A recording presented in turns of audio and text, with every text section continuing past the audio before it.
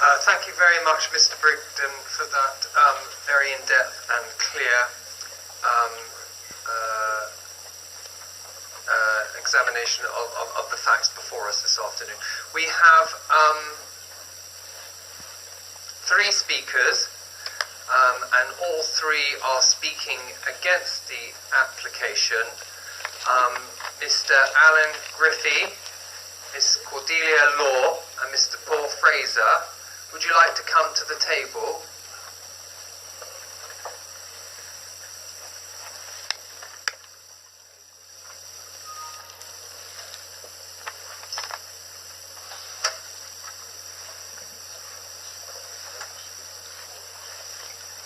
I'll just see if I can get another chair for you, if you could just like to hold on. You'll have 5 minutes between you, and I'll remind you when you have 30 seconds remaining.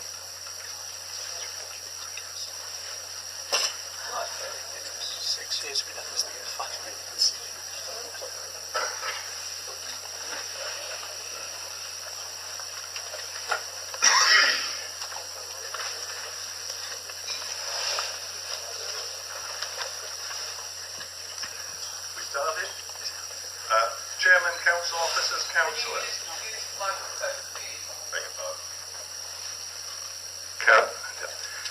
Chairman, council officers, councillors. It started with a gut feeling of horror when it was mooted that an 11-storey, originally higher, block of flats would be erected on Torquay Harbourside. 3,000 plus residents objected to it in an on-street petition. Apparently, few supported it. The question always comes up, what is your plan B? These are the four that I know of.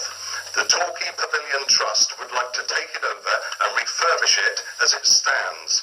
That is, of course, depending on whether Marine Development Limited, who own the lease, will let them, which begs the question, why hasn't MDL got it up and running? Is it within the power of Torbay Council to take these things into their own hands? Plan B, number 2. A hotel, the height of the Vaughan Parade buildings, probably meaning three stories, extending along the Marina car park and adjoining the pavilion. Plan B, number 3. A friend of mine suggested using German technology to move the pavilion into the inner harbour. Plan B, number 4. The one I'm always derided for, clearing the cars from the top level of the Marina car park and grassing it over for visitors and local people to sit in and admire the view. It's been described as crazy, but they probably thought the council was crazy when it created Princess Gardens from the sea in 1890. And remember, all these plans save Carey Green. Hello. You'll be happy to know that I'm not going to quote facts and figures to you today, as you've twice clearly demonstrated that you're either not prepared to listen to me or that you are not able to understand. Either way, today I'm content to simply trust that you have read your latest officer's report, which is a rehash of all the flaws and inadequacies that we were forced to raise through judicial review because you, our elected representatives, refused to listen to us for the last 6 years. I don't like playing the blame game, but today I'll make an exception.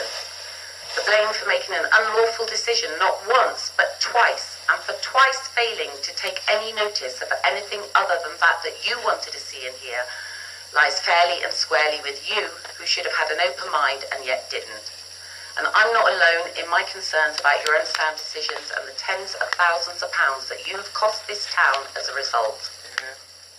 And still the sorry saga doesn't end. The Mayor has had the Chief Executive negotiating a further development agreement for Torquay Pavilion Marina Car Park, again without public consultation. Have our council learned nothing, or is it just a further example of the total contempt and disdain with which this administration regularly treats its residents? Luckily for Torquay, we continue to work with the campaign solicitor, and we will once again be advising you in the next few days how this course of action would not be lawful. Whatever way you look at this fiasco, you cannot escape that you failed in your duties as DMC members when you failed to address the questions and concerns raised by opponents of the scheme at both previous planning meetings. And you, Councillor Kingscote, you failed in your duties as chairman when you failed to adjourn the meeting after it was confirmed by Ruth Robinson that the figures contained in the officer's report were incorrect and that I was, in fact, putting accurate information before you. You may of course be minded to adjourn the decision today. However, although you've not listened to me before, listen to me now when I tell you that there is absolutely no point adjourning today. Why? Because the developer and his team have already jumped ship and have resigned from the spurious Torquay Waterside Developments Limited in February. You have to ask yourself why they would jump ship after spending so much money rather than provide information that they are legally required to submit. In these times of council budgets, it's unjustifiable for us as a town to have to keep on paying for the repeated inept decisions of certain individuals on this committee.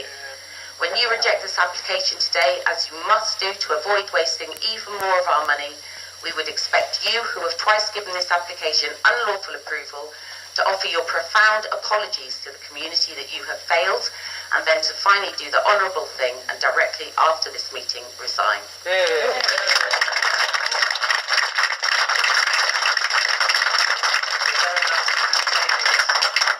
Should be very wise by now. Last year, Torbay Council faced the defeat, humiliation and shame of having their planning permission for the scheme quashed by the High Court. We raised more than £10,000 to take successful legal action against the council, not what I intended when I started this campaign in 2013. We gave a voice and hope to those who had heard the Conservative Mayor's assertion that it was a done deal and that we were powerless to do anything about it. Those of you who passed it twice anyway must have felt powerful when you made that decision, knowing the overwhelming objections and the efforts we had already made. Do you feel as sorry now as you felt powerful then? Well said, Paul.